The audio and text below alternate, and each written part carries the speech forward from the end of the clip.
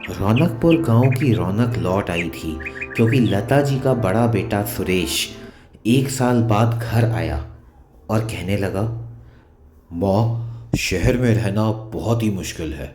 महंगाई इतनी ज़्यादा है, काम में इतना पैसा नहीं है और ज़िंदगी बहुत ज़्यादा मुश्किल है। माँ, मैं नया घर खरीदना चाहता हूँ। उसके लिए 10 लाख रुपए की ज़रूरत है। क्या आप मदद कर पाएंगी? जी माँ जी, शहर की महंगाई से बचना बड़ा मुश्किल है। हम बहुत कोशिश करते हैं कि बचत करें मगर नहीं कर पाते। अपना घर होना भी तो ज़रूरी है। कोशिश कीजिए माँ, किसी तरह रमेश 10 लाख रुपए दे दे तो हमारा काम आसान हो जाएगा। ठीक है बेटा, मैं रमेश से बात करूंगी। उसका फर्ज बनता है कि वो अपने बड़े भाई की मदद करे। वो ज़रूर तुम्हें पैसे दे देगा। ये कहकर लता जी अपने छोटे बेटे रमेश के कमरे में जाती हैं। बेटा रमेश, सुरेश बहुत परेशान है। वो चाहता है कि वो शहर में अपना नया घर खरीद ले, लेकिन उसके पास पैसे नहीं है। तू मेरे कहने पर 10 लाख रुपए उसको दे दे, उसकी कुछ मदद हो जाए और वो शहर जाकर अपना घर खरीद सके। कब तक बेचारा किराए के घर पर रहता रहेगा? तेरी मदद से वह अपना घर खरीद लेगा और शहर में सुखी सुखी रहने लगेगा। बता, दे देगा ना 10 लाख रुपए?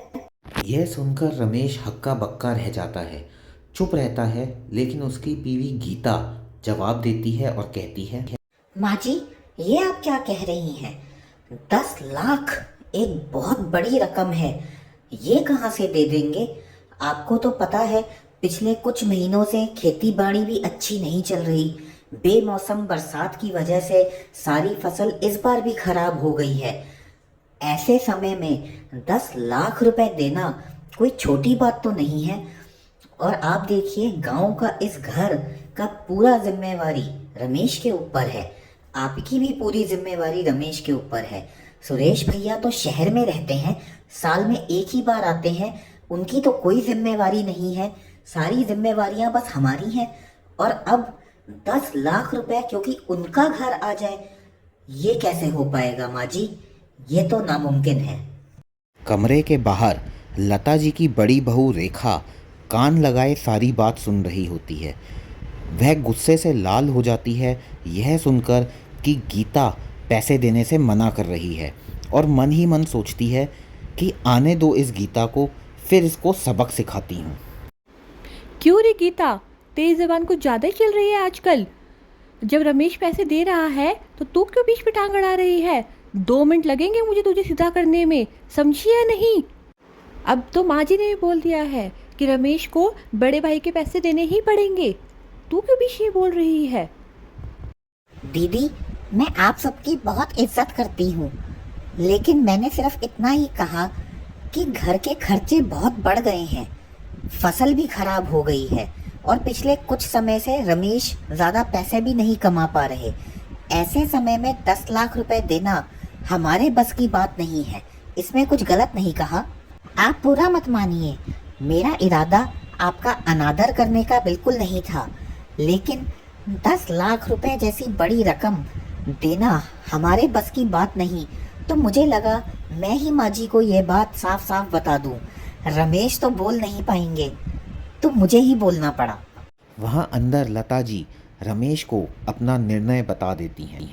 देखो रमेश, गीता क्या बोलती है मुझे इससे फर्क नहीं पड़ता। मैं तुम्हें साफ साफ बता रही हूँ, सुरेश को 10 लाख रुपए देने ही पड़ेंगे। तुम मेरी बात मान जाना, वरना मुझे अपनी बात ठीक से मनवाना आता है। भूलो मत, यह घर अभी भी मेरे नाम पर है। तुम्हें मेरी बात माननी ही पड़ेगी। और इतना कहकर लता जी गुस्से में कमरे से चली जाती हैं। कुछ देर बाद गीता रमेश को कमरे में जाकर बताती है, सुनिए जी, लगता है दाल में कुछ काला है। लगता है भैया भाभी को नया घर नहीं लेना। यह पैसे वह हमसे ऐसे ही ऐंठ रहे हैं। थोड़ा ध्यान से आगे चलना पड़ेगा, और अगर घर भी लेना हो तो 10 लाख रुपए देना हमारे लिए संभव नहीं होगा। मैं जानता हूँ गीता, ये हमारे लिए संभव नहीं है, पर माँ को कैसे समझाऊं?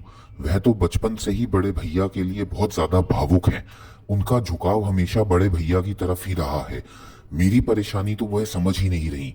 इस तंगी के समय में 10 लाख रुपए जेब से देना मेरे लिए बहुत मुश्किल पड़ जाएगा। मैं यही सोच सोच कर बड़ा परेशान हुआ जा रहा हूँ। परेशान, हताश और दुखी रमेश कुछ देर के लिए बिस्तर पर ही लेट गया। गीता उसके साथ ही बैठी हुई थी। एकाएक उठ के रमेश कहीं जाता है। गीता की धड़कनें बढ़ जाती हैं, लेकिन आते ही बोलता है, चलो गीता, एक उपाय मिल गया, और अपनी माँ से मिलने जाता है। तुम फिक्र मत करो, मैं भैया को 10 लाख रुपए दे दूंगा। मैं उनसे खुद बात कर लूंगा, तुम चिंता मत करो। यह सुनकर गीता बहुत हैरान हो जाती है, मगर उसे रमेश पर पूरा यकीन था। वह जानती थी कि रमेश कुछ गलत निर्णय नहीं लेंगे। माँ भी यह सुन के वहाँ से चली जाती है और सुरेश को रमेश के कमरे में जाने के लिए कहती हैं। उसी वक्त सुरेश रमेश के कमरे में आ जाता है और कहता है, हाँ रमेश, तुमने मुझे बुलाया। लगता है तुमने सही निर्णय ले लिया है। बताओ, कब और कैसे दोगे 10 लाख रुपए? भैया, माँ ने मुझे बताया कि आप जो घर खरीदना चाहते हैं वो 60 लाख का है। 50 लाख तो आपके पास है, केवल 10 लाख रुपए ही आपको मुझसे चाहिए। तो ये 10 लाख रुपए मैं आपको जरूर दूंगा, ये मेरा फर्ज भी है। लेकिन मैं ये चाहता हूँ कि जब आप घर की रजिस्ट्री कराएं उसी वक्त ये 10 लाख रुपए मैं आपको दूं, और उस समय मैं आपके साथ भी रहूं, क्योंकि ये बहुत बड़ी बात है और मैं ऐसे समय पे अपने बड़े भाई का साथ निभाना चाहता हूँ। क्यों भैया, ठीक रहेगा ना ये? ये क्या बोल रहा है रमेश? साथ वाथ आने की क्या ज़रूरत है? मैं अपना घर खुद ही खरीद लूँगा। तुझे मुझे 10 लाख रुपए देने हैं, वो 10 लाख रुपए दे और बात ख़त्म कर। ज़्यादा बनने की ज़रूरत नहीं है। भैया, अब तो सच बता दीजिए, ये पैसे आपको घर खरीदने के लिए नहीं, अपनी उधारी चुकाने के लिए चाहिए।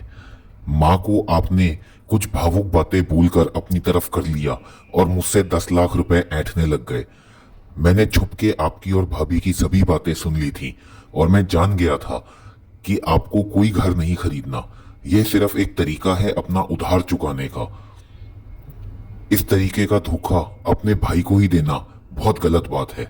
रमेश मेरे भाई, मुझे माफ़ कर दे। मैं अपनी गलती पे बहुत शर्मिंदा हूँ। मैं लालच में अंधा हो गया था। 10 लाख रुपए की उधारी बहुत बढ़ गई थी। इसके अलावा और कोई चारा नहीं था। माफ़ कर दे भाई।